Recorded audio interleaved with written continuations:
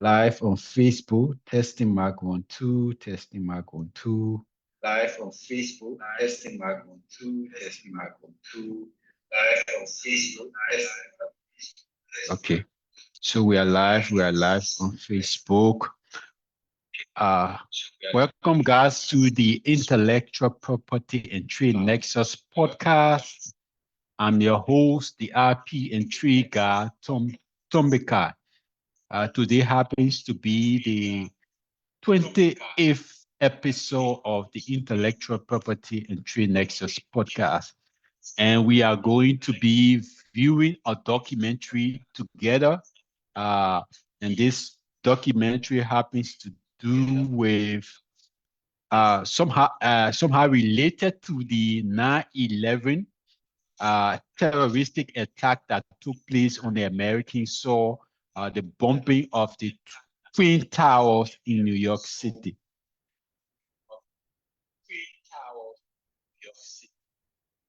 As some of you may know, that there have been allegations that the American intelligence system had prior knowledge to the attack on the Twin Towers.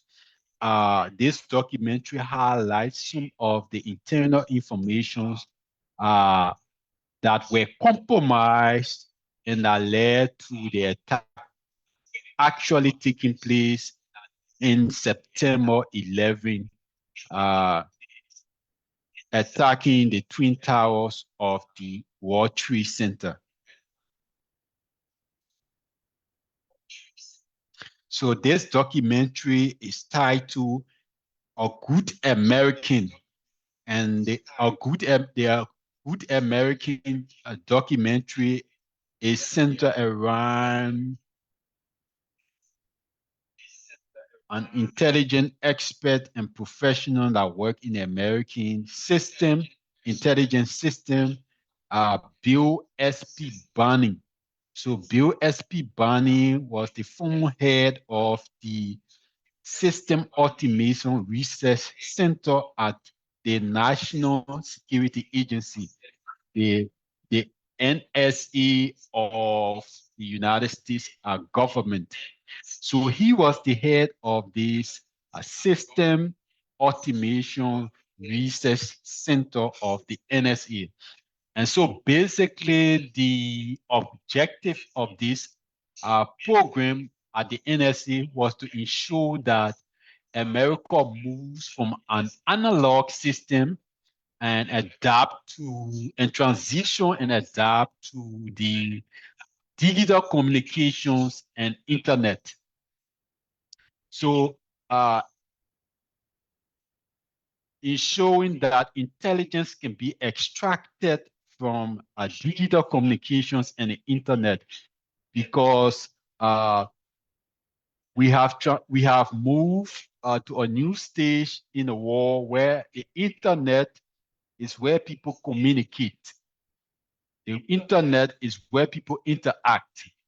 And most of the terroristic attacks and organization and terror that are taking place in the current dispensation of our world happens to happen through the internet.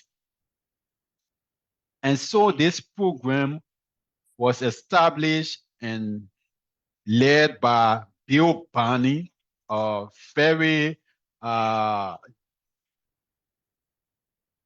distinguished expert, a distinguished mathematician, someone who have worked all his life is contributing to the intelligence system of the American government. So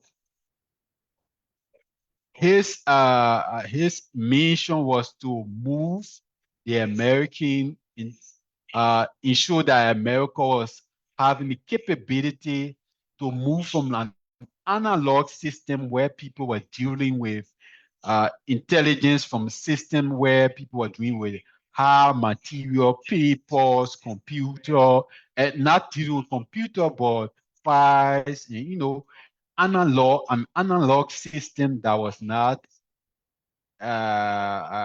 aligned to the contemporary system of the internet. And so his objective was to ensure that the American people, the American government had the capability of using intelligence to extract information uh, for domestic and as well as external forces against the American people and the American state, the American government as a whole. And so this is why this system was set up. So I'm just going to briefly lay the premise of the documentary because I don't want to intervene while we are going through it together. So Bill Banning uh, happens to be one of the director of the U.S. intelligence system, and he said he that the American system, the failure of the American government to prevent the 9/11 from happening, uh, is alleging that it was a deliberate attempt by insiders and in the American system and other external forces that led to the attack happening on the Twin Tower. So from his perspective of warfare, current day warfare now has to do with the internet, has to because we have transitioned into the digital age. So powerful countries around the world, China, Russia, Europe, and other powerful countries around the world. And even terrorist organizations are using the internet to wage attack on their opponents. So his approach was to use data, internet information, internet data as a way of gathering intelligence and preventing attacks from happening on the American soil. So the American government has a lot of information with regards to digital communication and the internet, but more specifically, Bill Barney wanted to target metadata. His approach was to target metadata, data that highlights the relationship between one individual to another individual, one organization to another organization. So big data is the overall uh, uh, uh, big data is the overall aggregate of information on the internet, and metadata is a subset of big data that highlights relationship between individuals and organizations. So, for example, the GPS, the geographical positioning system that an individual can share, our cell phone data, our banking data, our credit cards, our Visa cards, just banking data in general, our cash registry. Uh, if we visit a website, maybe Facebook, maybe social media or Google, any website we visit, the government were in a position to trace every steps of an individual activity on the internet. Our SMS, our Swift messages that we share with family members, friends, colleagues. So the government basically wanted to place itself in a position to trace every individual information. So how you interact with people, to use your mental data to show the relationship you have with uh, your your family, your friends, your colleagues, and external relationship you have outside your country. So this is not only limited to the 350 million Americans, but globally. So this is to the extent of the program that was being run by Bill Barney. This is a push to have information on the 6 billion individuals on the globe. It might sound far-fetched, but I don't know. The American government is very powerful, and this is the system we're working on. They wanted to know who every for the American part, this system is already in place, and people might have issues of privacy. There are already been issues of privacy raised in the past and are currently being raised. But I can guarantee you the 350 million plus Americans that live on the United States territory, their communication, who they are speaking to, uh, their location, what websites they are visiting, uh, their their financial information, their credit card, their Visa card, where they are traveling to, if they purchase. So everything that an individual does on the internet, the American system is able to track and detect who you are interacting with, who you are engaging with, at what time, at the location, everything they can detect it. But this program is not only limited to the 350 million Americans, they are saying is for the 6 billion people on earth.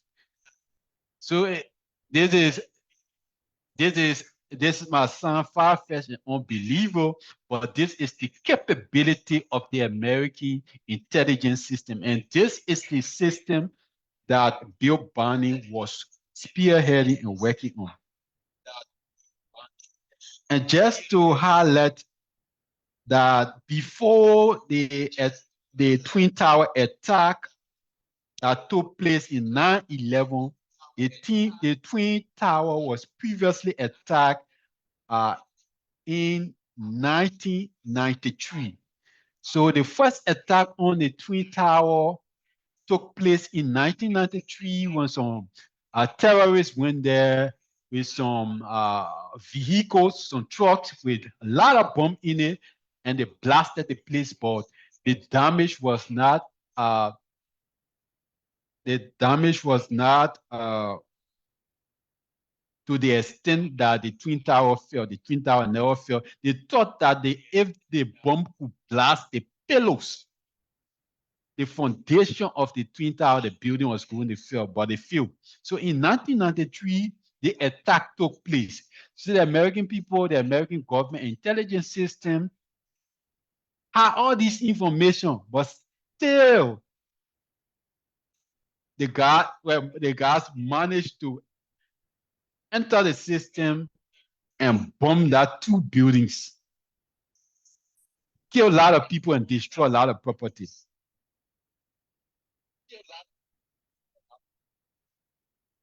So in 1993, the first attack on the Twin Tower took place.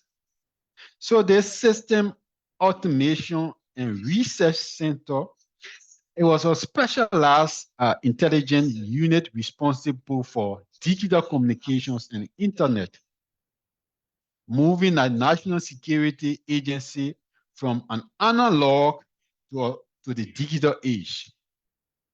It was basically a tracking system that is liable to privacy concerns, a very critical tenet of democracy. So the issue with the whole tracking system and knowing people information is that you are violating their privacy. They have every right to their privacy, and without a consent, you cannot violate the privacy. So it's a democratic tenet. However, a certain time in point on certain related issues, these rights can be violated, be it by agency or by the government.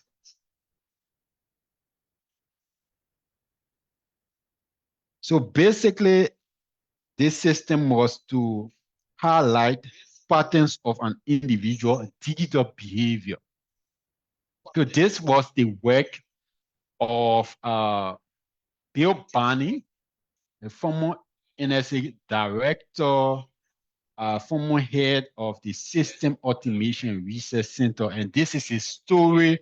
And it was not only him alone, he's the main character, but there are other colleagues that work along with him, and he will share his story in detail.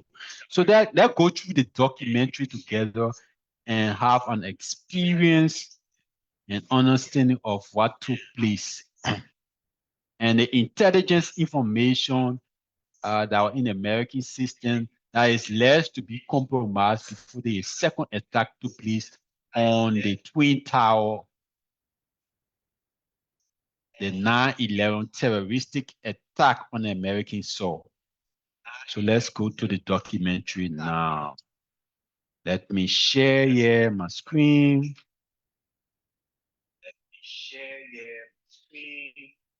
Okay.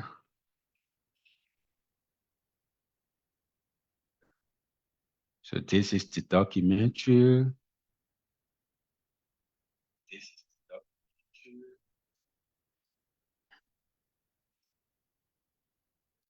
Let's watch it together.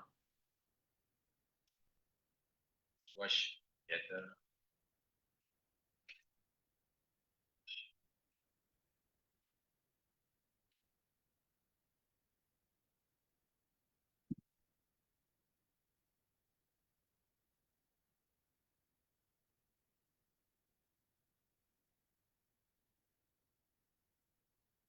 Share it.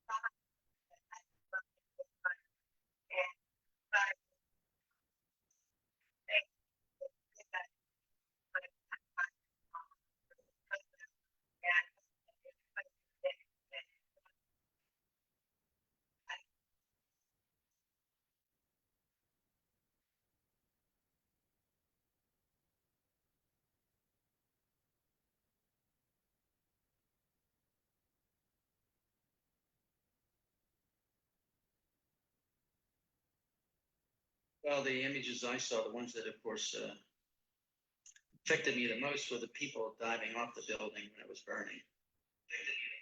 You know, to be put in such a desperate state, you know, it shows you the human reaction to those kinds of conditions.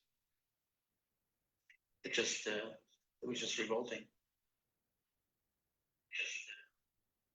And disgusting that we allowed it basically to happen. So that is his allegation. We allow it to happen. FinThread was a program that absolutely would have prevented 9/11. So it all went back to that program.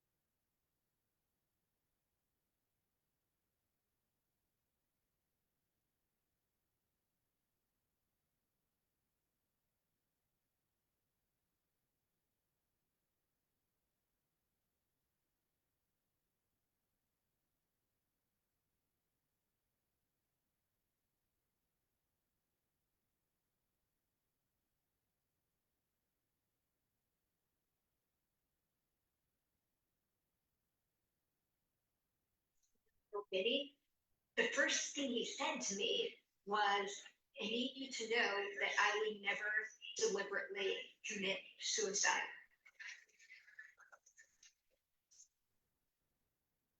I thought he was being a little over dramatic, but then when I started to hear what he had to say about what our country was doing, I worried about the safety too. I wanted to make one thing very certain upfront, that she could be assured that I would not commit suicide. And I said that because I knew some of the people involved in this activity, and it was a pretty serious thing, because people all at the highest levels of the US government were involved in all departments. So I wanted to make sure that she understood that if something happened to me, it was not suicide, because I was going to be in this with her and everybody else to the end.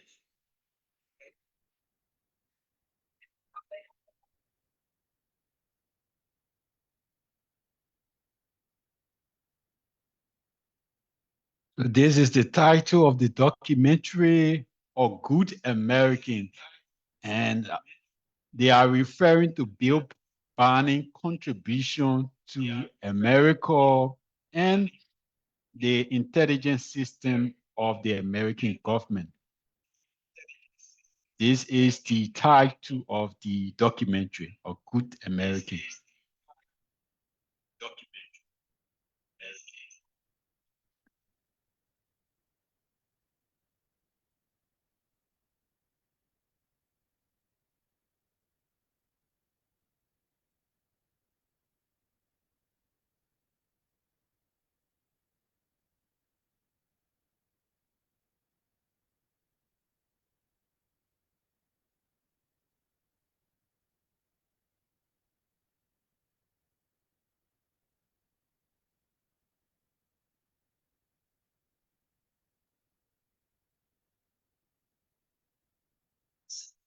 Western Pennsylvania, basically the wilderness of Pennsylvania, out of the hills, just in the Appalachian Hills, just before the mountains.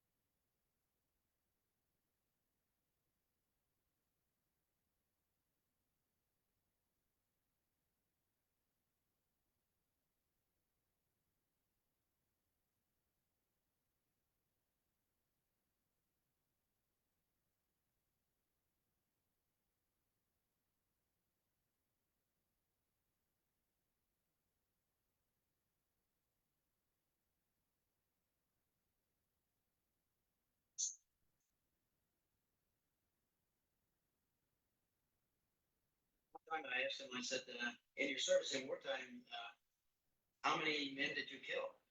And he said, maybe one. So, but that's all he said. He didn't really talk about it. Maybe that was pretty typical of World War II veterans. They did what they had to do, and they didn't really think that was anything different than anyone else did in World War II. Nobody thought they were heroes, they just thought they did their duty. One of the worst things about war is those who started force others to be as vicious as they are to stop it. That's what I'm sure he was feeling. He just didn't want to talk about having to do what he had to do when in the war. One of the main reasons we get into war is by mistakes by leadership, because they're informed incorrectly or they're uninformed about events, totally. So the principle I thought that I was working under was to make sure that the information that I could arrive at through the work I did was informative to leadership so they didn't make mistakes.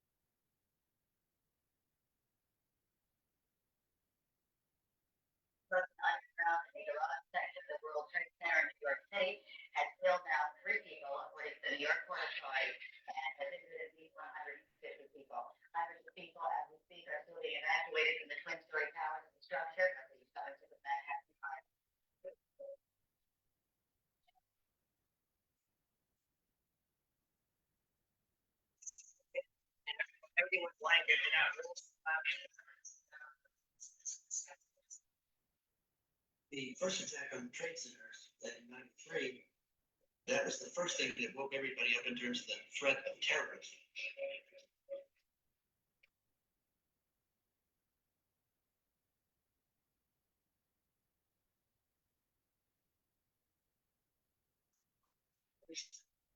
They placed the bombs that the supports for the building and set them off and try to shake the building, break the supports, the building would fall.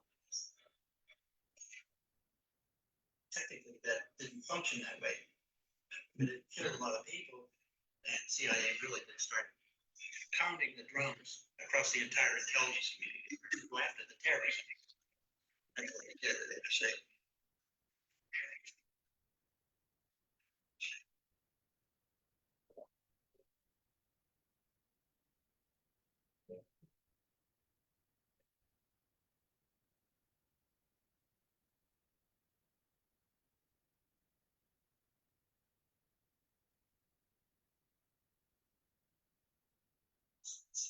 The explosion of digital coding of communications and the internet, the phones, and the terrorists were burying themselves inside a booming communications network worldwide.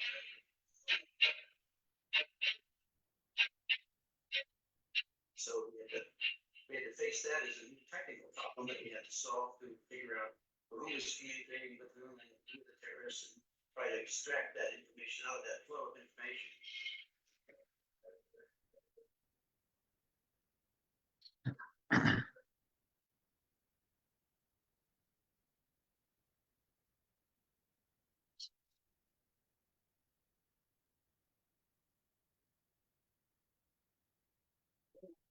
The technical director of the World Geopolitical and Military Analysis Reporting Shop. I pulled together analysts from all over around the world.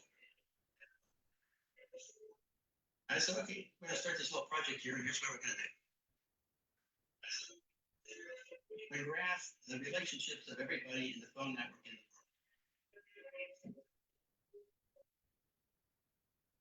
So what we have to do is map all the relationship between 2.5 billion phones.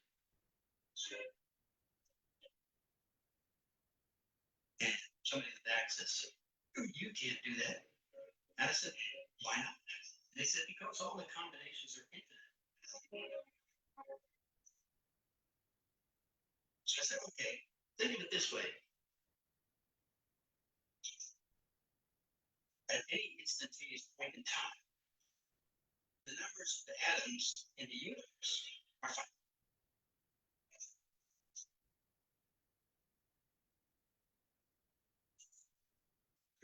It's simply a smaller subset of that. That's not.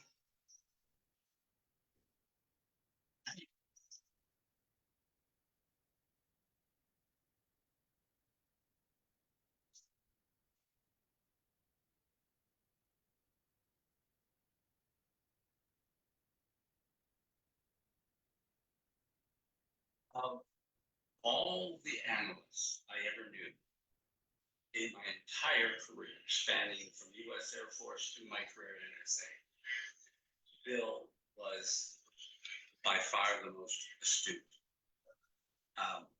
the most capable, accurate. He used all the tools necessary not only to find the story, but to complete it. Where we weren't able to actually read messages, they were encrypted. Bill found ways to leverage indicators that I never seen anyone else do. Bill was Mr. Externals at the NSA. He was the person who, in the agency, who knew the most about what we now call in the digital age metadata.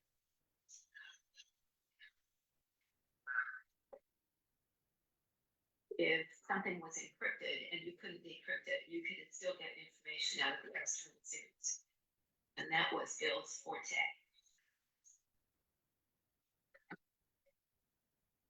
Bill would find ways around the encryption to see things that people didn't even look for.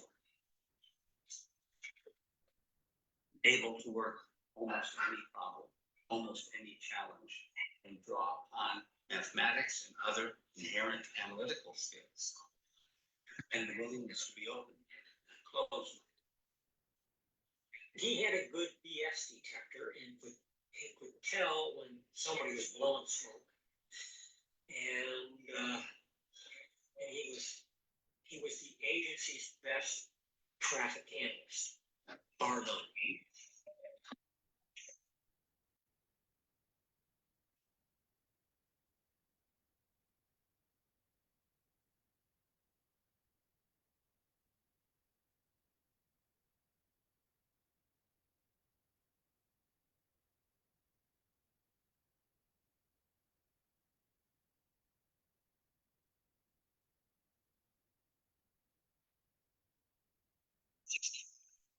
School and the Vietnam War was cranking up.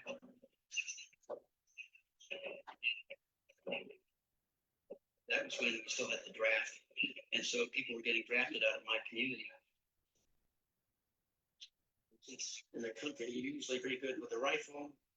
And if you go into the army, you end up in the front lines doing sweeps through the jungles in Vietnam and shooting people.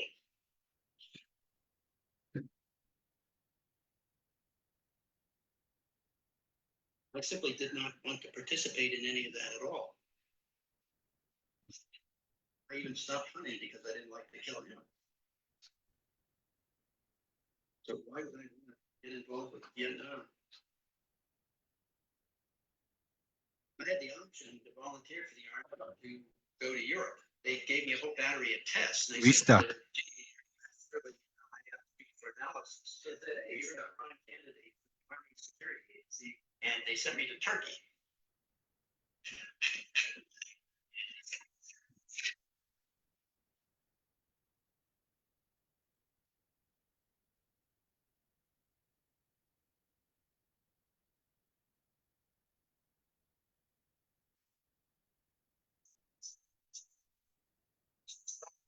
On the Hurricane. And that kind of desensitized everybody to the real threat. Turkey was looking at the southern part of the Soviet Union. They had a lot of areas where they developed military technology. But I was working a rather large military data system, Soviet data system that had not been solved at that point. So they looked at things like name or speech, broadcast, or satellite communication. Those kinds of things produced information, which they call traffic. Some of it you record, some of it you either get directly translated or converted into character streams.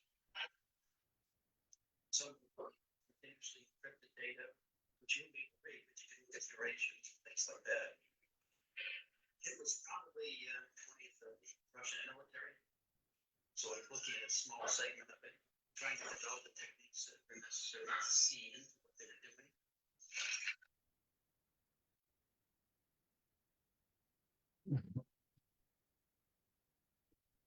As looking at this abstract data, struggling to understand what it really meant.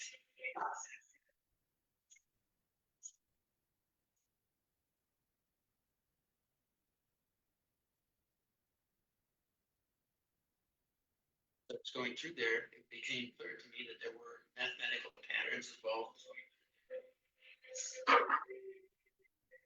I started to see systems and relationships, so I started building things. That was allowing me then to begin to understand and interpret the things that we were getting in terms of communications and relating that to real world events and what was really happening in the field.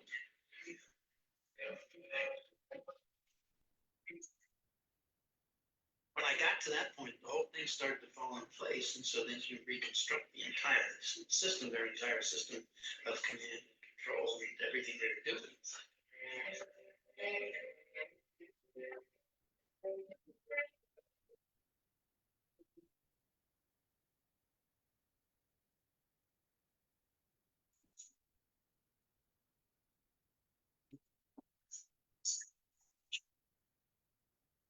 Operate. How do they interact, and how does that manifest or appear in this abstract set of communication that you're looking at? It's a matter of getting to the point where you can understand the patterns and interpret them properly.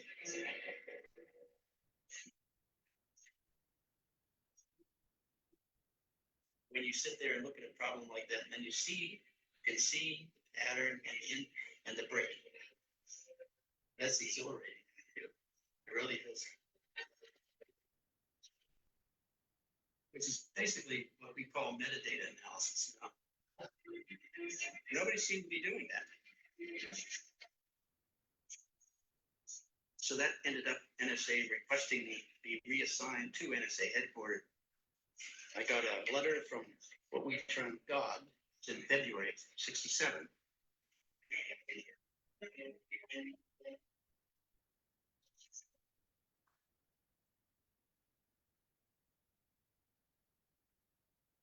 Screenshot.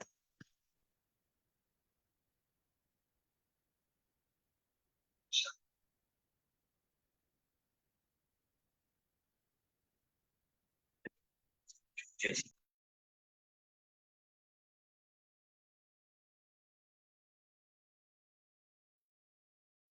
You don't care about what's in the conversation. You care about who's talking to whom. How often are they talking? When are they talking? What's their pattern of talking? Who are they talking down to? Who are they talking up to? What's the coordination, command and control structure of the organization?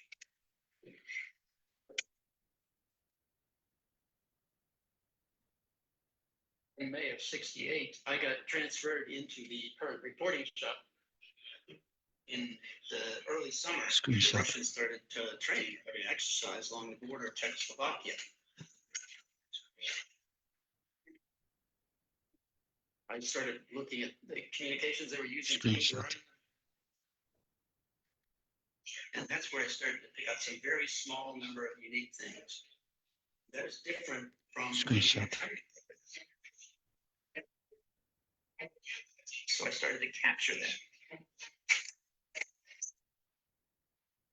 And I said, it's obvious that they're going to invade.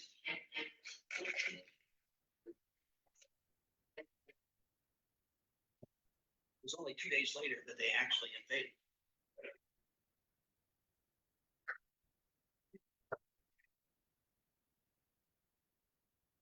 That was the first occurrence that I had direct personal experience with a real world activity that let me see what was different between that and the training.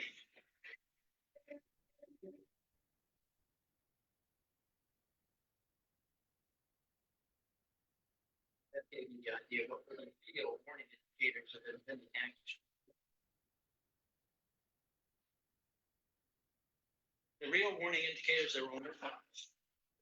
That's all. Just 5 warning Screenshot. indicators.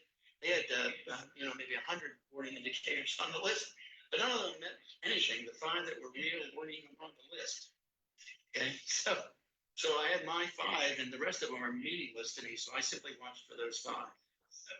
And it was just case after case over time, over a decade. You could see every time they were going to do something, one of these or more of these, 1 or 2 of these would show up at least.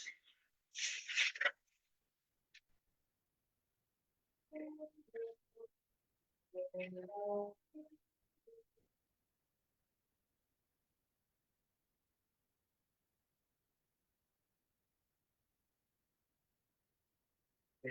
the Cold War came along in '73. Again, those warning indicators started showing up.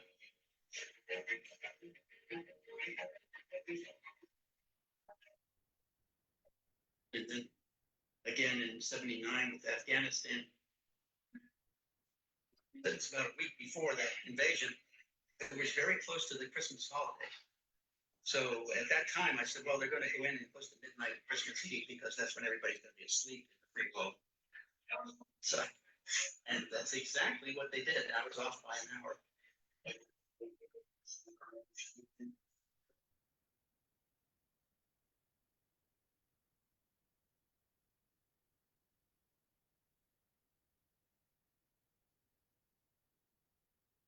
Couldn't understand you couldn't see what I could see.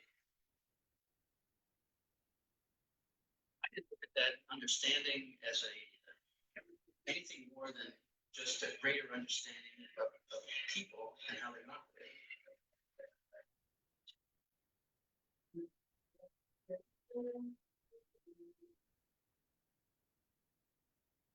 I sat on tariff events in the Pentagon in 1993. I was on that desk when they attempted to drop the World Trade Center towers the first time in our office. That's when I first learned about Osama bin Laden. I distinctly remember issuing reports in which we said this is a serious matter. This is not a one-time event. There's a larger movement here, and they're planning on doing more. Al Qaeda, the base, and Osama bin Laden as their leader, weren't just issuing pronouncements, they were actually calling for action. The senior military officer, BJ2, reports to the Joint Chiefs of Staff, comes down to our alert center in the National Military Joint Intelligence Center. And he says, yeah, I read your reports. Who cares about some raghead spouting out fatwas in the desert underneath a fig tree? Right? Who cares? Not a threat.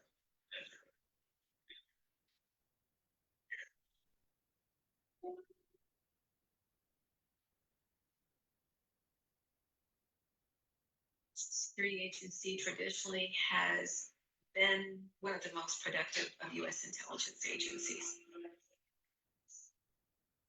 We've relied very heavily on it ever since World War II, at least. When I got the National Security Agency account, I had heard that they were in pretty good shape. I went for intensive rounds of briefings, and after about 3 months, I was shocked at the poor condition of the agency.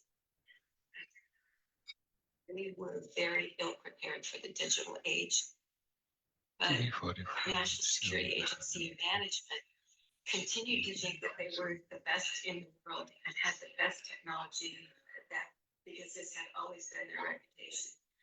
And they were convinced that there were no fundamental problems. I was convinced that there were fundamental problems, both technical and especially cultural. And I became very worried, very quickly. See, they were drowning in garbage. The processes that were in place before filtration were wild-carded garbage collectors. And they were dumping all the stuff into a huge storage system. And the analysts were floundering, trying to find out, well, what's important to me?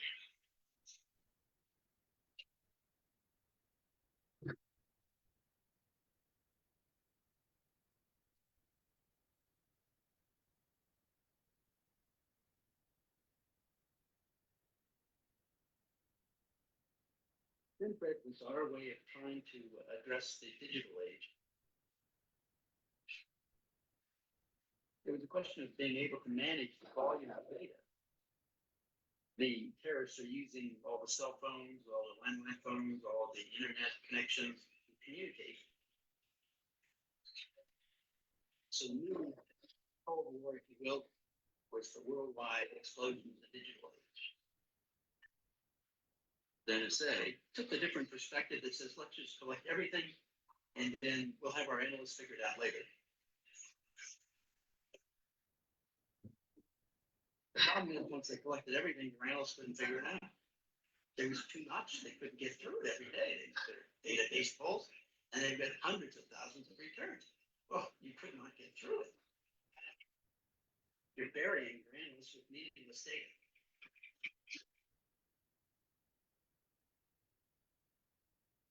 That's when I started looking at what we had to do to solve the problem of the volume of data. And how could we isolate things that were important to our analysts to look at? And the key was metadata. Just using the metadata in terms of relationships across the network.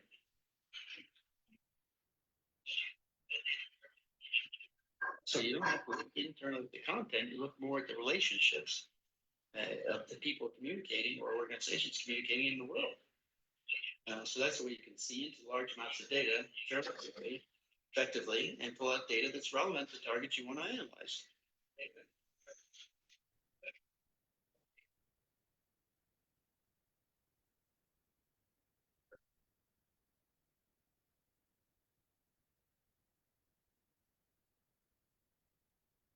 My biggest fear throughout all of my work at NSA was the fear of human inaccuracy and human failure in terms of interpreting things properly or in terms of recognizing things.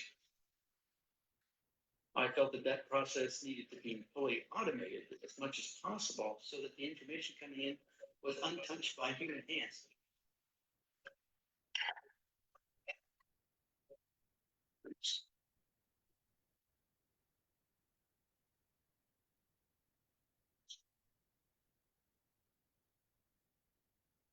People called me things like the Great Satan or the evil one. I think, and many other names.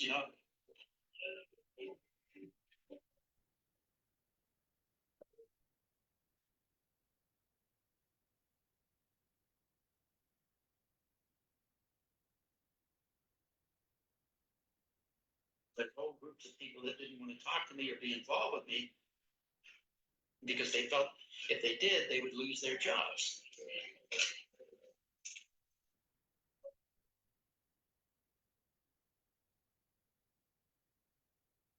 I was sitting at my desk with pencil and paper, trying to build a structure of the Soviet military command and control system of all the forces.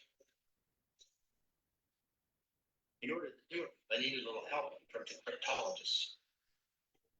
So I went to them to get the bits that they had in possession. And they came back with a minuscule answer. And I said, if you don't want to work this problem, just give me the bits and I'll do it. I couldn't wait for them.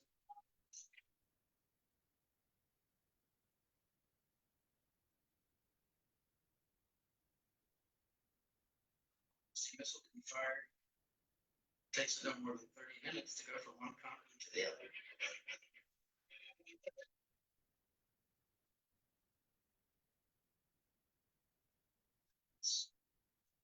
Fire back before the weapons start landing. You have 30 minutes to make that decision.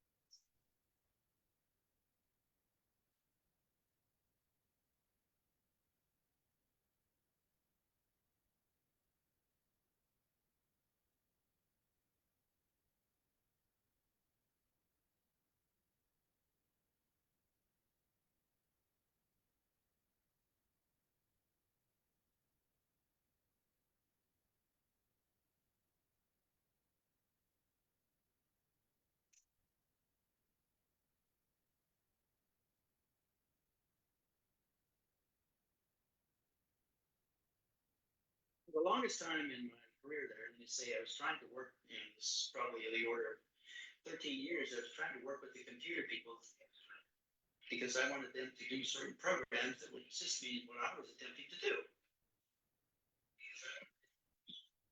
Every time I would ask them to do something for me, they would say, okay, please send us a memo saying that it's requirement request. So I send them memo after memo. That gave them a requirement. That requirement gave them the justification to go to Congress or others internally in NSA and ask for money. So that helped them build their empire. But in the meantime, they would never solve my problem. They would just take the money and keep asking me for another requirement.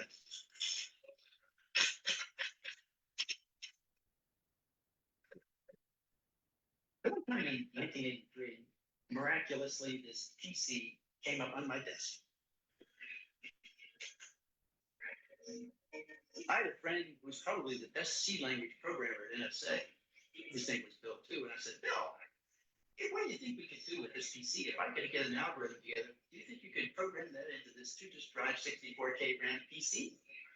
He says, yeah, I think I could do that. I said, great. So in the query from unresolved issues out of the database, and up the answer. Where the mainframes, 8 acres of computers, could not figure out what this data was. I would take it and put it in my little 2-disk drive PC and get the answer right away. So I had to tell the computer people, and I said, you know, I have this little program down here. You might want to see this. I had this printout from the database, and I was going through it. See it, and they said, oh, this here, what's this? And I type it in my little PC, and I put come the answer. And there's another one, I type it in there, and I put come the answer. They started sweating. I could see. And I said, don't you guys need? He said, yeah, don't you think that should be in the mainframe? I said, sure, I think it should be in the mainframe. Why don't you send me a memo and I'll give it to you? I thought that was great. In this process, of course, I learned very simply put, if you want something done, you have to just go do it. You never ask for permission, only ask for forgiveness, if you have to. In the end, sometimes you don't have to. Once you solve the problem, it's no longer a problem.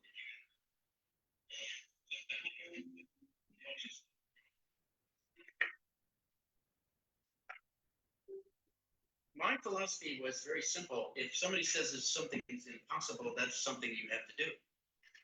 It's like open-ended thinking. You don't bound your thinking. You let it float anywhere it wants to go. So that gives you the idea of how you can be creative in any environment. And so that's what I was after, being creative anywhere I went. And that's what the SART, the Signal Automation Research Center, was all about.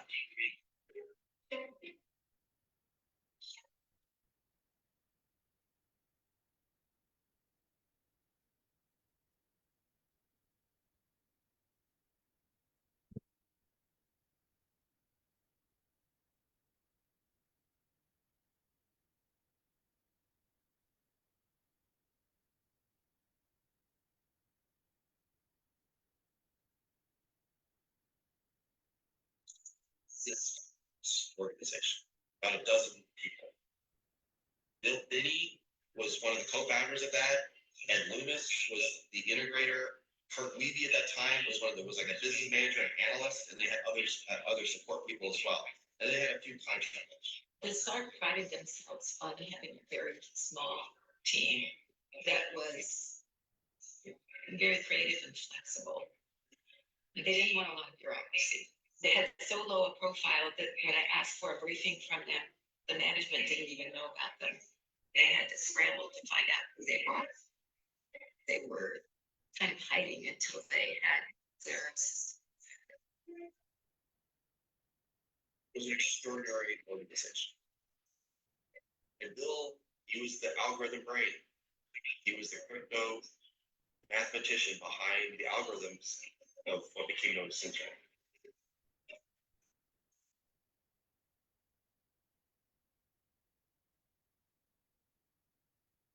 People were telling me, you gotta fear Bill.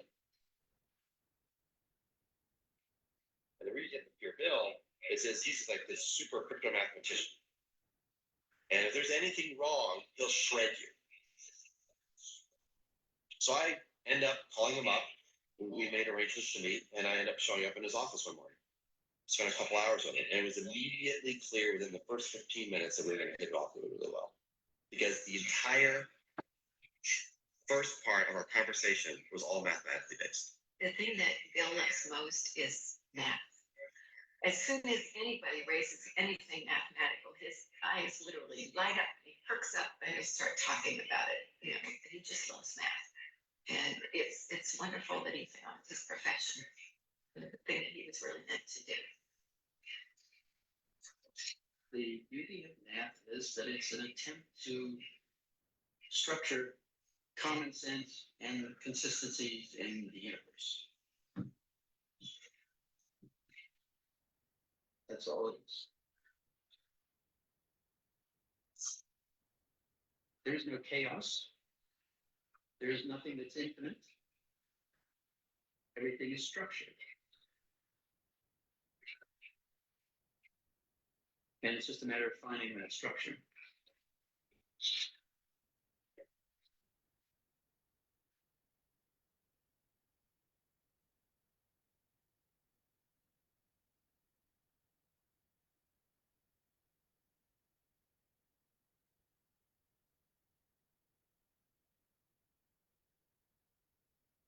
Basically envision the graph as a very large globe of the Earth, say.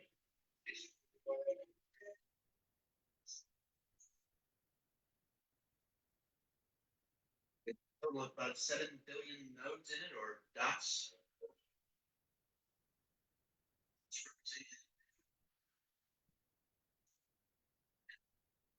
All the connections, all those individuals with all the other connections they have anywhere in the world.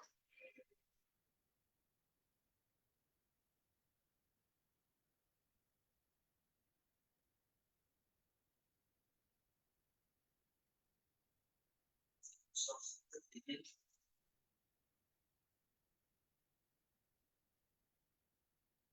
so you can inside the globe, and you can go to any point in the globe.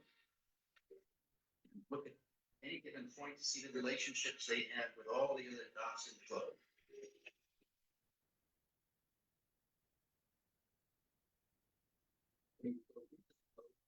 Pick out a dot, you can pull it out of that relationship graph, and with it will come all of the nodes that it has a relationship with. When you pull that node out in its community, social network data, we pulled all of the backup data that created those relationships to begin with, so that you can now timeline those relationships and see the interactions over a period of time, whatever you put this on. So that's how I envision the graph.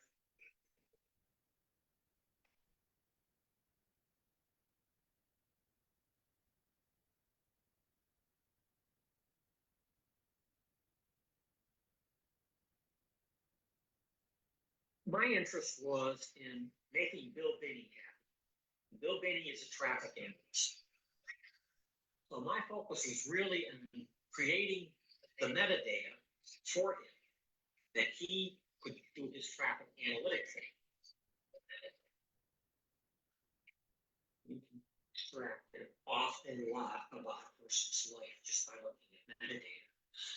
And today, when you take all the metadata that's being popped around the world by GPS, by your cell phones, by your transponders for your easy pass on the highways, by your credit card, when you insert it into an ATM machine, or when you insert it into a cash register and checkout line, all that data is all brought together, and it all traces back to you, the individual.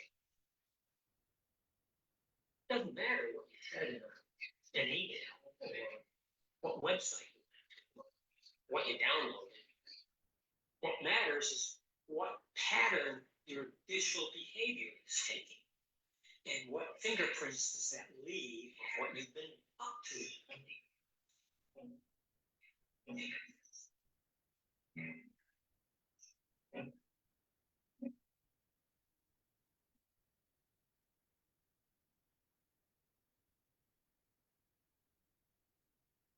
First started to build on my portion of what I considered the thin thread program, which was the back end for analysis of the data once it was acquired.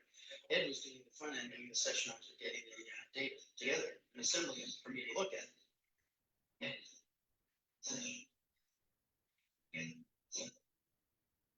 Ed Sessionizer was our starting point to access and scan the internet for important information.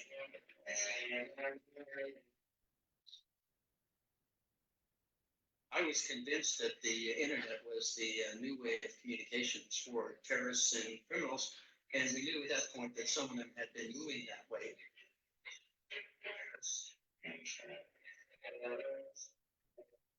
The internet exploded.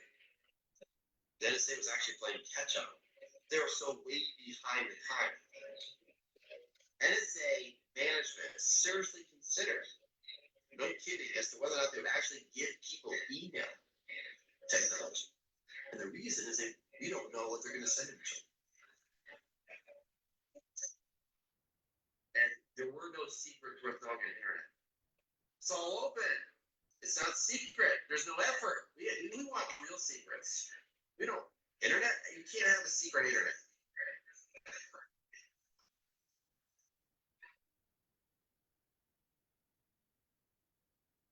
In about 1996, I believe it was, we discovered Osama bin Laden's Inmarsat phone number. And so we used that to follow his motion, his movements, and his intentions from 96 to 98. Until someone compromised the fact that we had his specific phone number, he gave the number. And so after that, we lost that as a source of intelligence.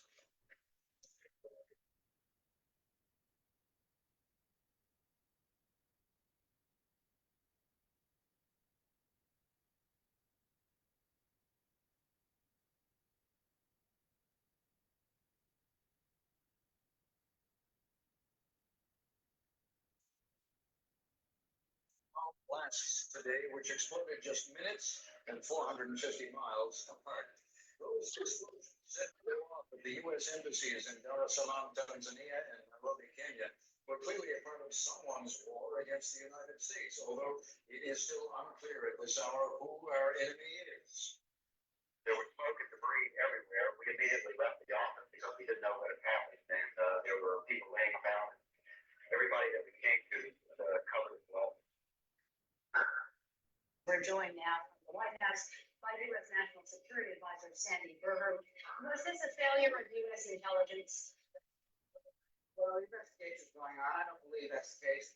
And I think it would be inappropriate for me to comment on what we know, what we don't know.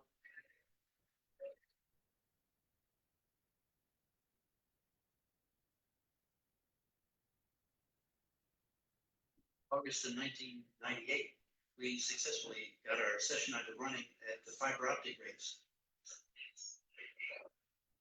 Ed gave a copy of that sessionizer to our friends out at Bad Island, one of our echelon sites for collecting data in southern Germany. We just wanted to say, here, why don't you try it and see what you think and give us some feedback. And he said, gee, this sessionizer looks really great and works really great. He says, you know, I think I'll put it on the whole site.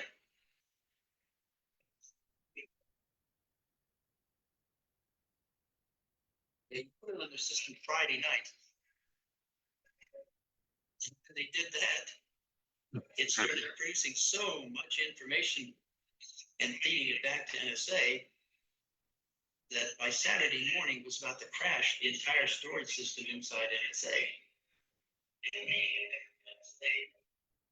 There was too much data coming in. They couldn't handle it. We were told it was bringing the storage system to its knees. We were to turn it off. So one of the programmers had to come in over the weekend and turn off the sessionizer.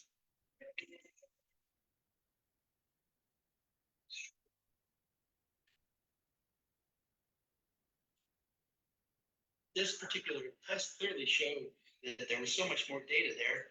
It was much more valuable as a source of information than anybody realized at NSA. This was kind of a wake-up call that I thought made it clear to them that they needed to open up their thinking to a much larger scale than they were thinking at.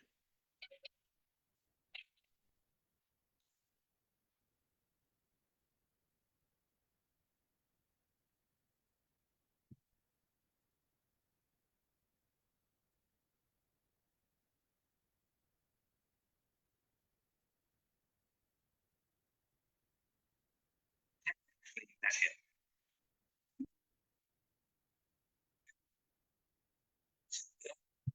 Should I down see?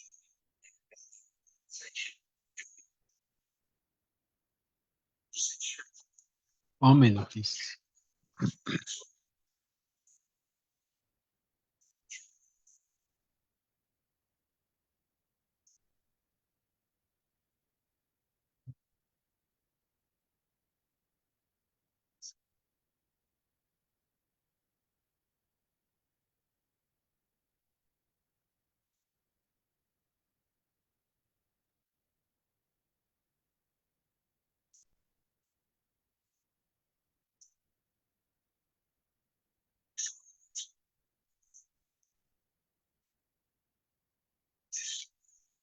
research organization had the keys to this research. My concern immediately was, does anybody else know that? Do they even recognize, does anybody in any position of influence or power even recognize what they have?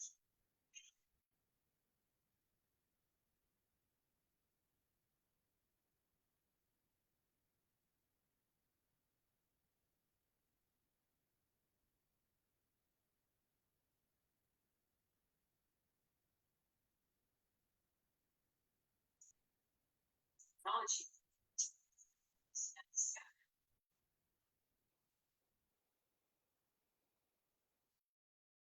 Formal at NFT. And I thought it was pretty impressive compared to what else I had heard that it say. I thought it looked very promising. I started giving them get Congress to agree to make sure that they were funded to develop their systems.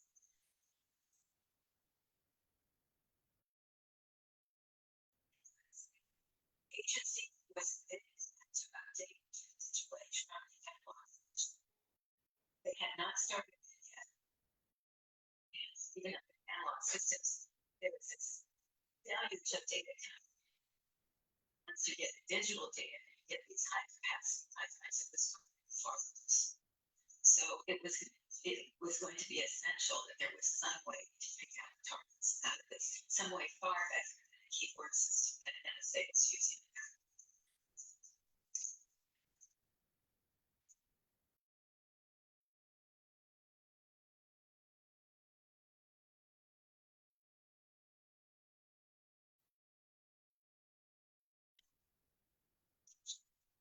System.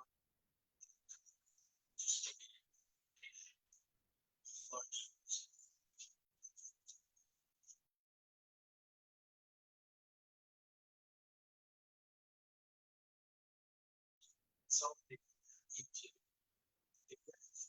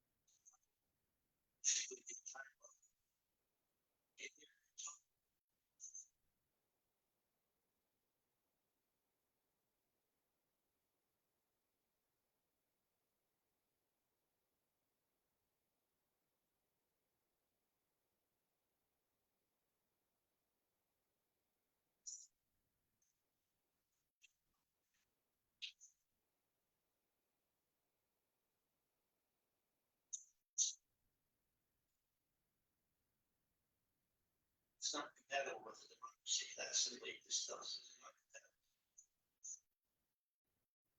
It's like the Stasi on super steroids or the KGB on super steroids, you know. This is things that they couldn't even dream of.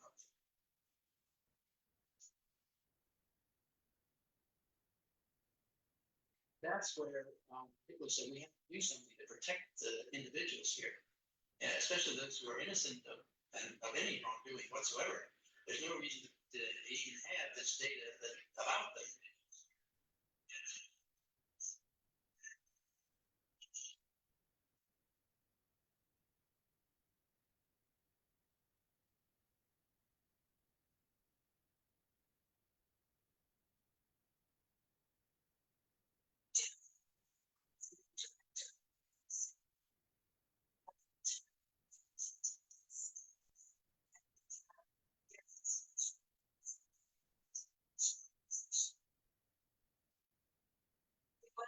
Somewhat forthcoming in the sense that he was willing to make changes, although not necessarily in the areas that Congress was focused on.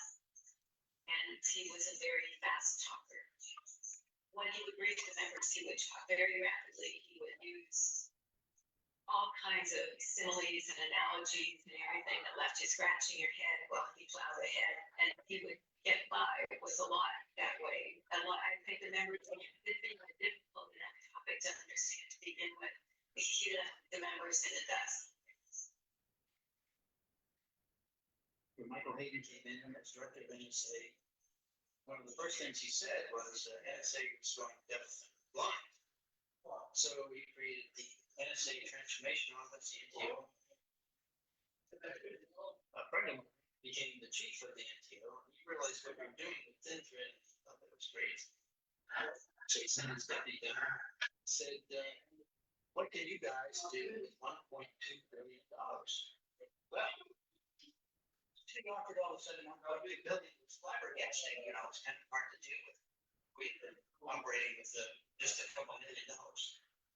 So we asked him to give us a little bit of time to try to figure out what we might be able to do with that.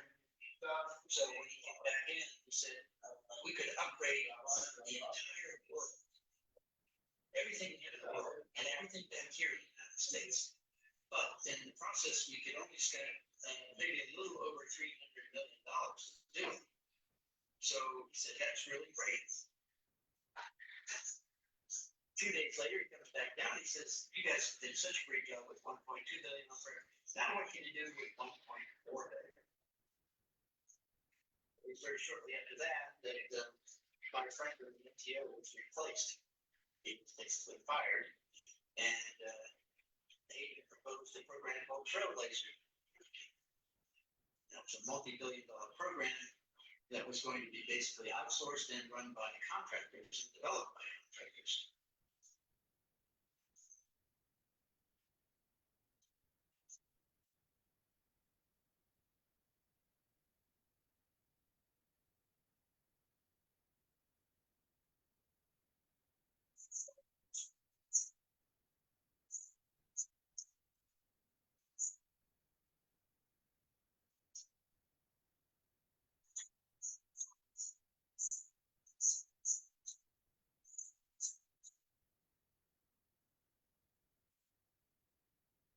To make sure I understand this paper.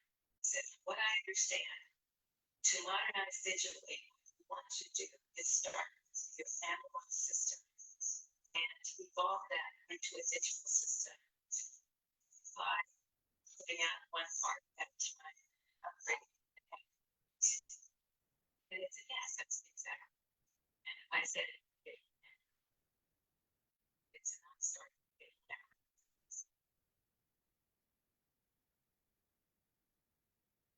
Start out technology and try to evolve that into digital technology. It made no sense when I focused on modern digital technology from the outset. One of the reasons that I supported NSRED was that I thought it was fun, innovative, and much simple and elegant than what they consider. Therefore, not posing fewer problems.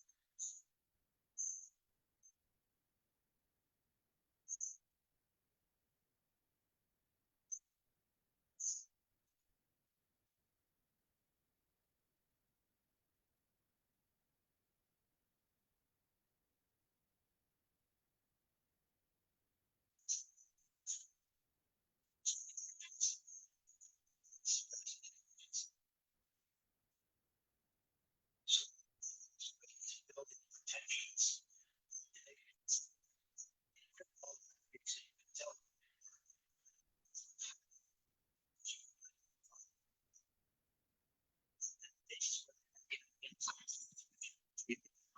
Graph, their data wouldn't even be taken in. And so that no one would have an opportunity to abuse their privacy. This is also metadata coming in. The FISA filtering tool that we had filtered out any American citizen or party that was in America unless it was a specific party. But even then, you would have to get a warrant to reveal the identity.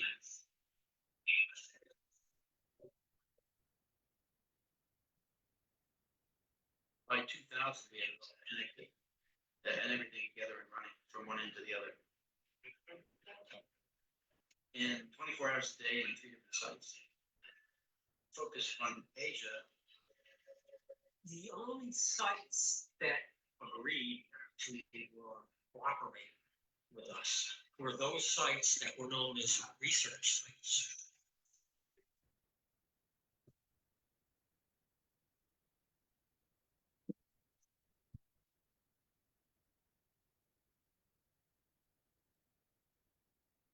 Never called it a test site. But,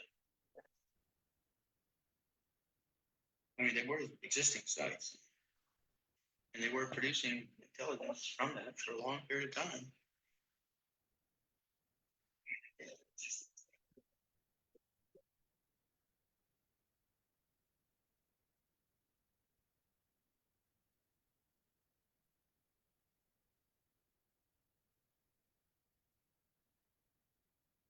Went to NSA and asked for a briefing. The SARC team came in, and to my great surprise, the entire Trailblazer team came to the briefing. Bill and Ed started the briefing, and what was astounding was that it went all the way from the point of collection all the way through reporting, and including automated reporting.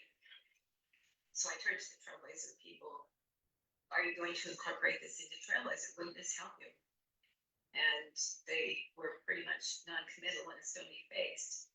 And it turns out the SARC got in a lot of trouble for this after I and other congressional staff left. General line them up in his office. Rated them.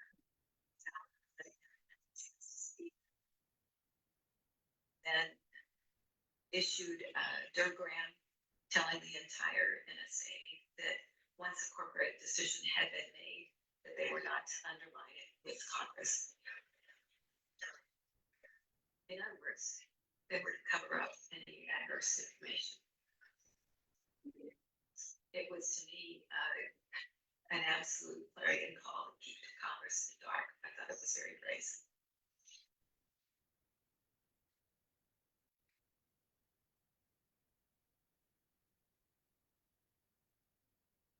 General Hayden basically said ThinBread was no contribution to the Trailblazer program. Trailblazer is the program, and then we're not going to have any other program. ThinBread, in my view, once we had it all together, solved all the problems of volume, velocity, and variety. We had solved all those problems that they were claiming were problems. But they rejected it as a risk mitigation process. I mean, that's the kind of experience I had with generals back in 1968, when just prior to the Tet Offensive, we were predicting that offensive 2 months in advance.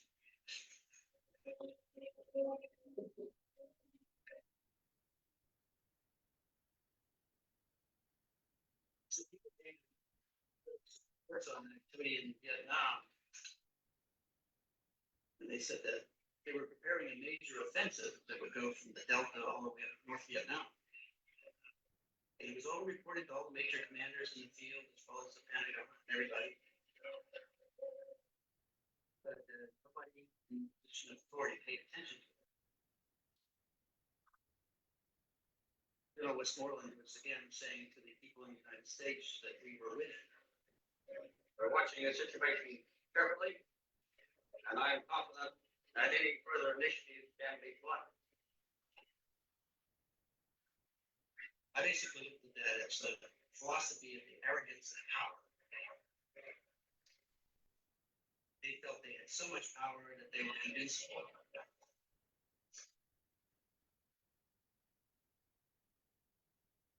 I had friends who were stationed in Vietnam. One colonel that I knew had a battalion stationed on the road from Saigon to Cambodia, which is the major point of attack. He, of course, had the reporting too, so he had 50% 90% of his men in trenches all the time, 24 hours a day. Until he attacked. Red. Lost 1 man, which they didn't stop and hold.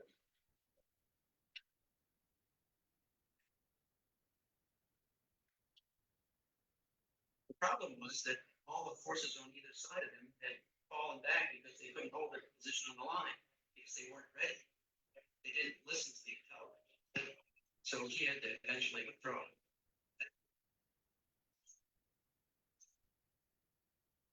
The point was, if they were ready, that offensive would have gotten absolutely nowhere. But they didn't get it. This was a deceitful and treacherous act by the enemy. They thought they were all idiots. I thought every general in the country should be fired after that offensive. All of them.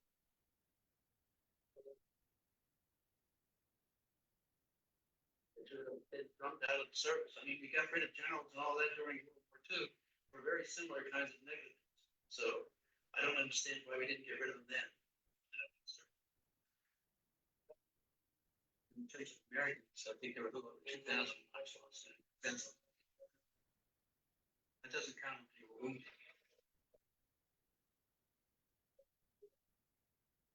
Why, as they were treating us, it's just simply being on the line. No. German beat up.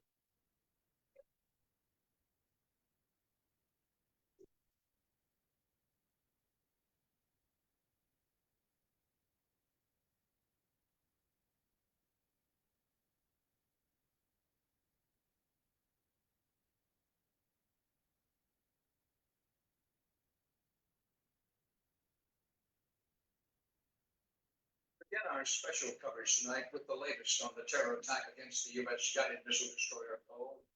The Navy says it has recovered the bodies of 7 sailors and is searching the mangled interior of the ship for 10 more. About 35 other sailors were injured. In dreary weather fitting the occasion, the first bodies of sailors gained aboard the Cole arrived in Germany this afternoon. The blast which took their lives is estimated to have been caused by several hundred pounds of explosives in a new and deadly terrorist tactic. Immediately after the attack, there was a collapse of the small local harbor craft, which the Navy says had carried the explosives.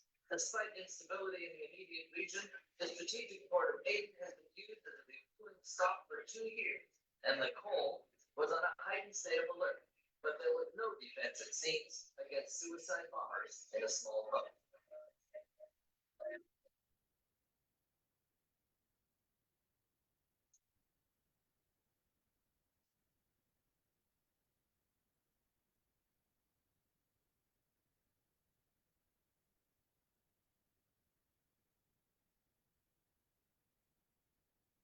We decided to continue developing FinFET to try to ensure that we had something that would functionally work by the end of 2000 so that we could address the terrorism problem in the real world, not in the wish world of the trailblazer, for example.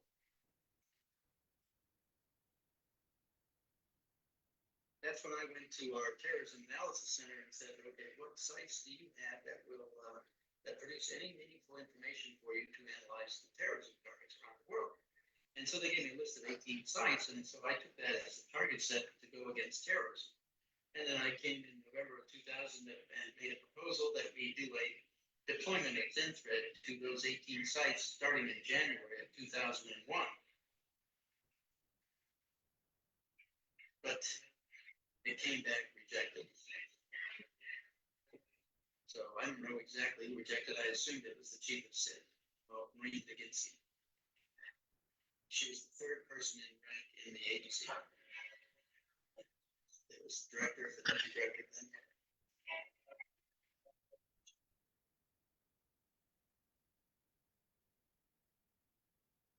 General Hayden hired Bill Black to come in and take over the deputy directorship. Once Bill Black was brought in from SAIC, where he had been the vice president, the following spring he brought in another senior vice president from SAIC. And that person was Sam Visser. And who gets the contract to develop Trailblazers? SAIC.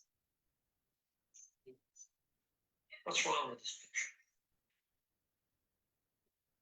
SAIC was a private company. It's made up basically of retired NSA individuals. People from NSA retire and they'll go into a company like SAIC, and then they'll use their contacts back in NSA to get contracts back to SAIC.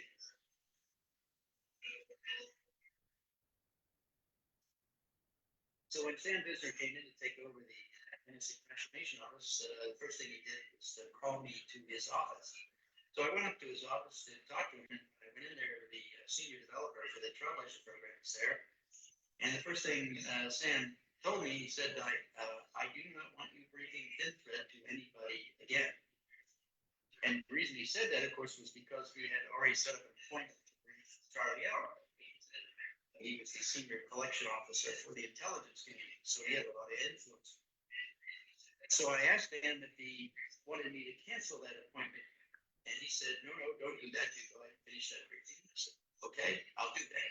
When Charlie Allen got in there, the first thing he sat down and said to us, before he started to show him anything about thin thread, he said, I hear you have a cheap Trailblazer here, and I'm here to see it. Well, I mean, I had invited Maureen McGinsey to come up because Maureen knew Charlie Allen. They were friends for a while. They had known each other for a number of years, I think. And she was there, and she said, at that point, she said, yes, Charlie, but we still need the money. That was the end of our briefing.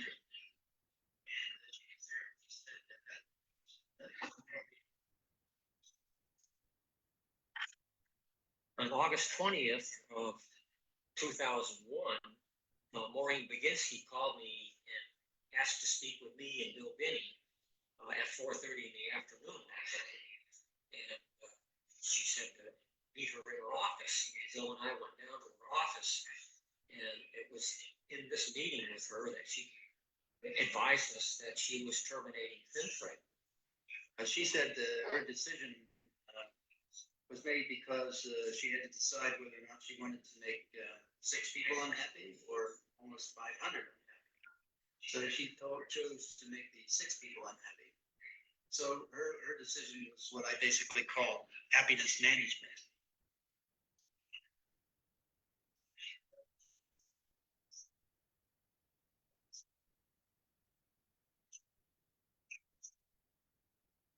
They're letting us stay. I'm not sure why. You were going to let me stay up. We're only the new helicopters are a lot up out of the entire country. We're letting 5 people here that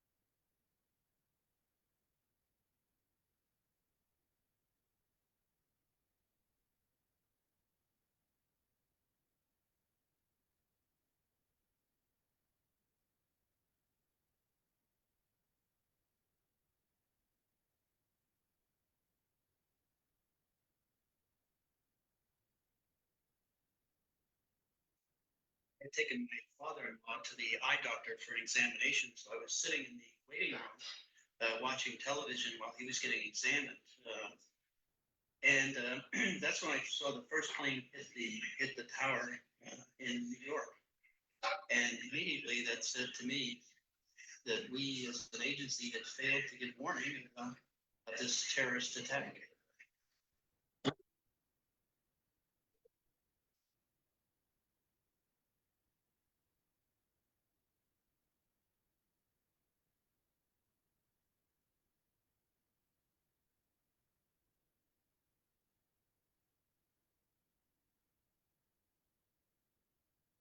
When my father-in-law was done with his examination, I took him home and then tried to get back into NSA to see what I could do to maybe help in getting information about who did this and all.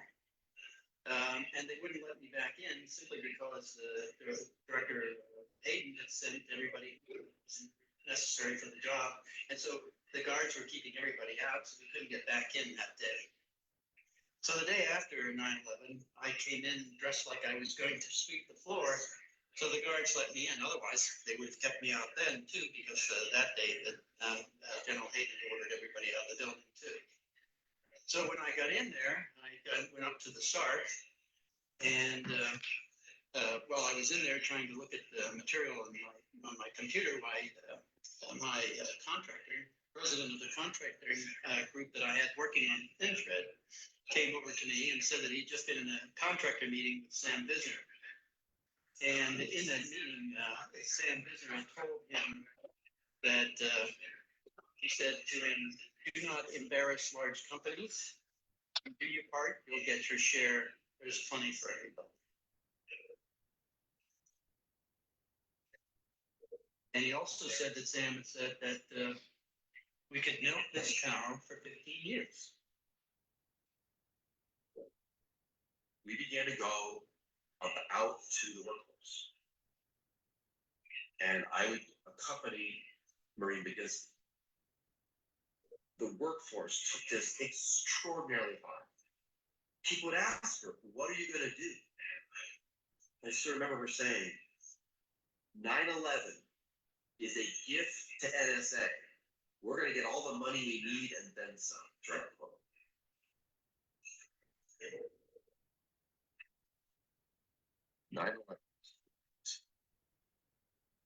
All she saw was dollars coming from Congress. And we would get to spend freely.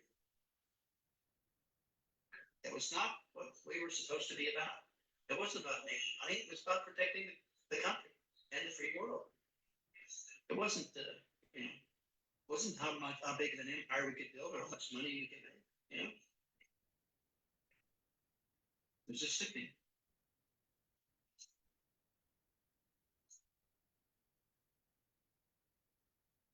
In late September, early October, we were watching as all this equipment started coming in and piling up in the hallways and outside the SARC and inside the SARC and the walkways between the partitions for the desks. We knew something was going on because of all this equipment coming in. And then later on in early October, it started to disappear, and they were assembling the hardware somewhere down the corridor, a little bit down from where we were. And then by mid-October, the second week in October, some of the people who used to who I had under contract to do the software for us in SARC came to me and said that, you know what they're doing down there, and they're taking in data on every U.S. citizen in the country.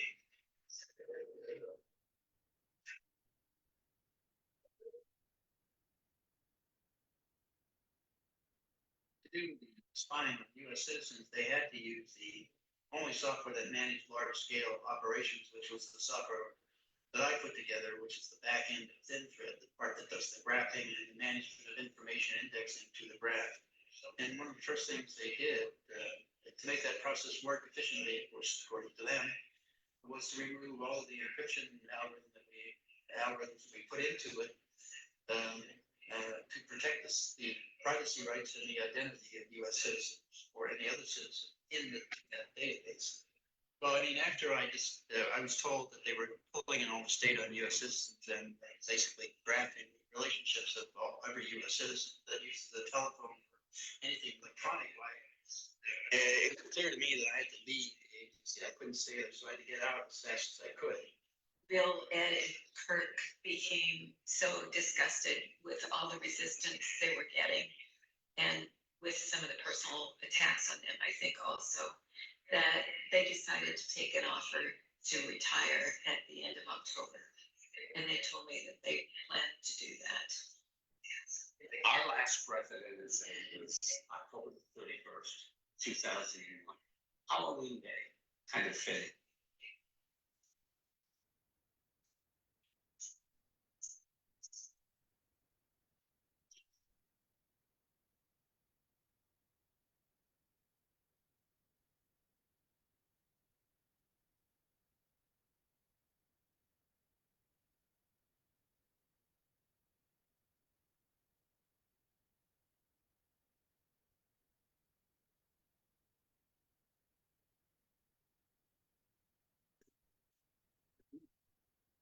Tom took over running things.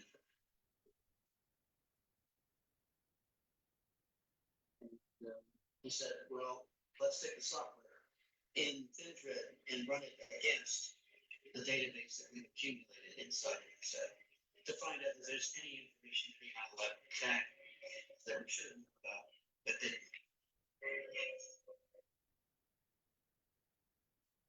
We let it run.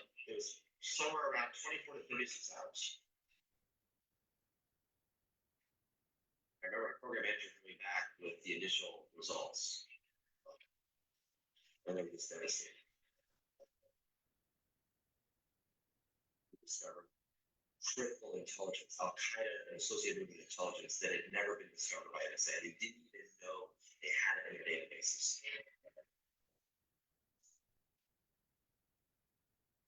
But also the specific details of numbers and movement and times and locations, travel. And you're seeing the dispersal patterns that occurred after it happened. You're also seeing that there were parts of the plot in which they weren't successful. There were multiple planes that were targeted, and for a number of reasons, those particular planes were not actually hijacked.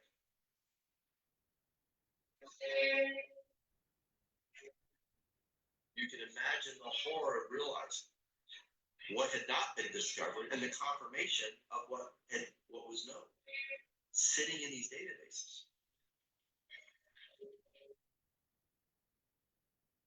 What if this was discovered prior to that one? We had the information in the databases.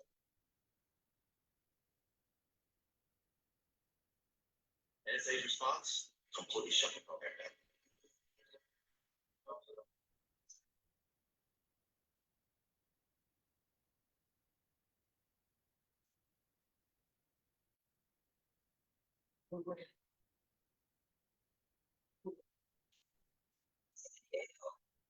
With no terrorists, there's no way we would have caught that.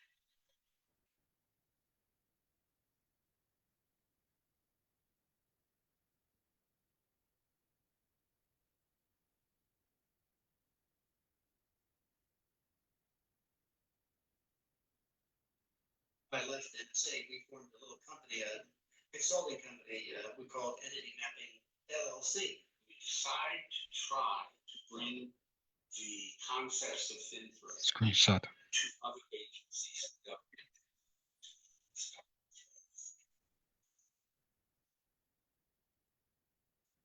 Requested by the Senate Intelligence Committee standard, go to the National Reconnaissance Office. They manage all the satellites and reconnaissance kinds of missions. We were working there on a program, but NSA found out about it. They got the whole program terminated.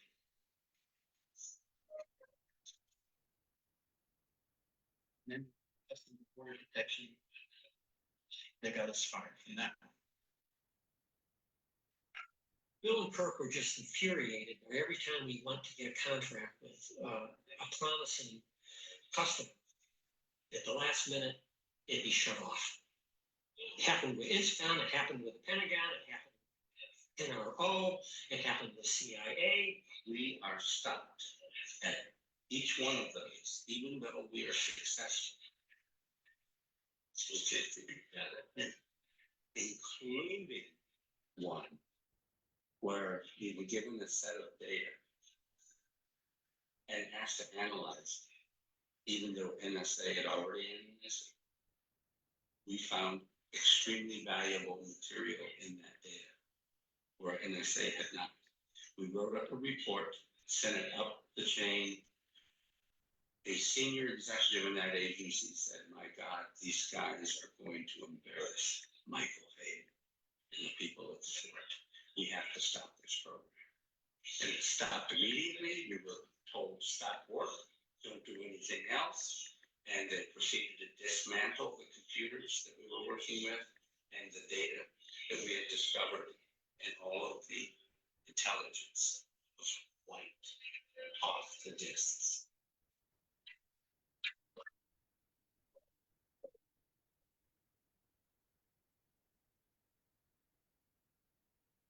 NSA attempted to keep the principles of thin thread being applied anywhere in the US government, so that no other agency in the US government could take advantage of it either.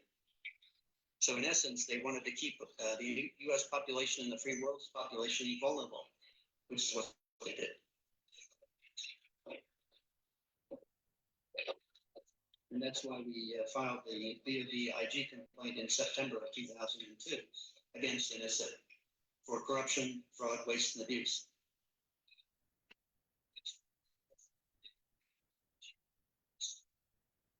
Kirk drafted up a very strong fraud complaint, and we said, let's go with it. And Diane was also a party to this as well. She agreed to go along. So there was Kirk, Bill, Diane, and myself. And then Kirk was actually floating this by Tom Brigg. I was not aware that he was, but he was sharing it with Tom Brigg. And Tom, since he was still working at NSA, said that he would support us from the inside. I had access to critical information that clearly NSA was hiding. Because of all these investigations that were ongoing, NSA said, let's find where the skeletons are, capture it all, and then bury the report as deep as possible. This was actually something that Bill Black, the deputy director, was doing. And the order went out. No one will ever see that report. We can't show anybody what Thin Thread discovered that we hadn't discovered. We can't show Thin Thread had confirmed what was clearly a failure. So I was contacted officially, and arrangements were made for me to meet with the investigators.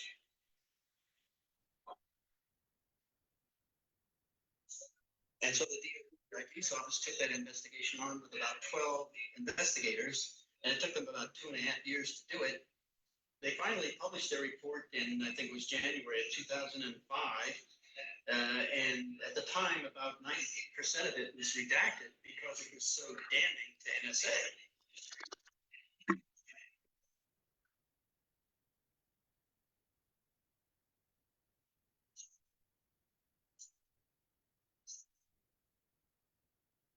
Actions or paragraphs that are marked unclassified. So it was clear to me that the dirty laundry was blackwashed. This was our Justice Department covering up for those crimes.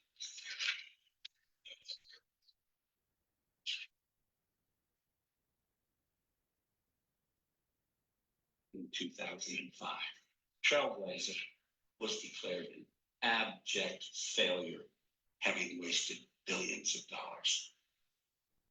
A lot of millionaires were made during that time, but not much intelligence got done. It was the largest failure in NSA history. People don't realize that. And yet, General Hayden, who presided over the largest failure in NSA history, was promoted to a higher position of authority. He was made deputy director of national intelligence, and then promoted again and made director of central intelligence. It is odd when mankind promotes failure. Something is wrong.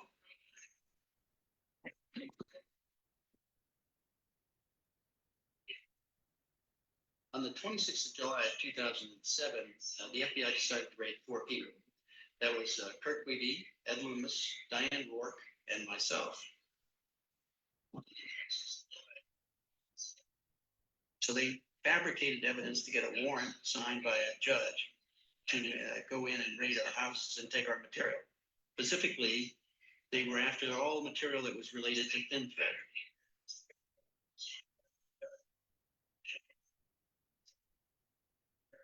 My son answered the door and let them in, and they came in with their guns drawn and pushed him out of the way at gunpoint, and came into the bedroom where my wife was getting dressed and pointed guns at her, and then came into the bathroom where I was taking a shower and pointed a gun at me.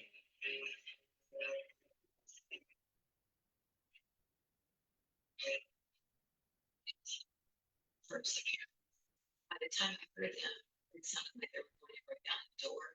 They were rattling it badly, banging it back and forth. When the raid occurred here, it was such a shock to my inner core. I couldn't believe it was happening. I went to call my attorney first. She told me to ask for the affidavit that justified the raid. I asked them, they said it was classified and I couldn't see it. As soon as I got off the phone, I realized they had gone to the office and picked up all the most relevant information, all the stuff, that NSA that was on the shelves, which was, I think, a first indication that they had heard the phone previously. When all that equipment was taken from my house, my computers, my data, newspapers, my memorandums that I had shared with friends of mine, I just could not believe that I was perceived as an enemy by my own country. I keep thinking if this happened to us and we were educated people, sophisticated in government ways, who could get some help, what happens to the man on the street? What happens to the 18-year-old kid?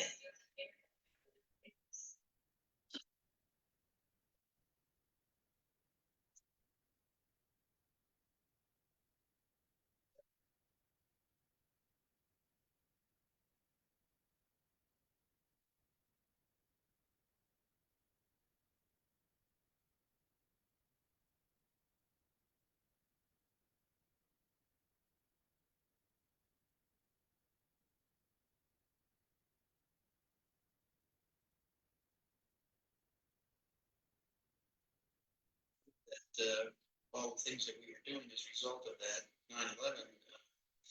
And I heard Vice President Cheney's statement about we have to go to the dark side.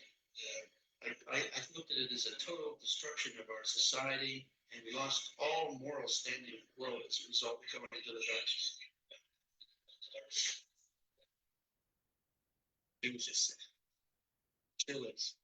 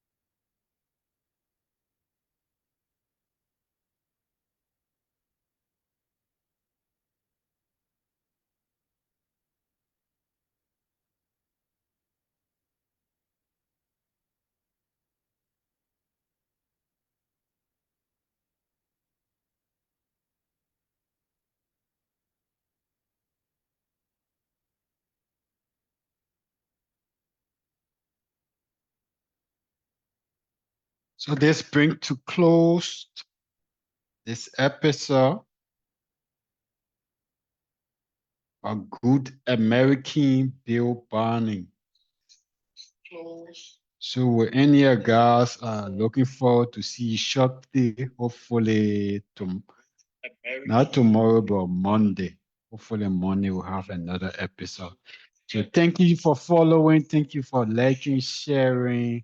Thank you for always being committed to the intellectual property and chill Nexus podcast. Thank you for supporting us. We appreciate, we are gratified for your continuous support. Bye, guys. Bye.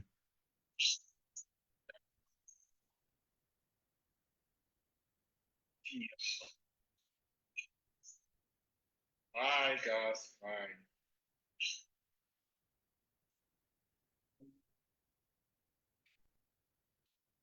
Left from here.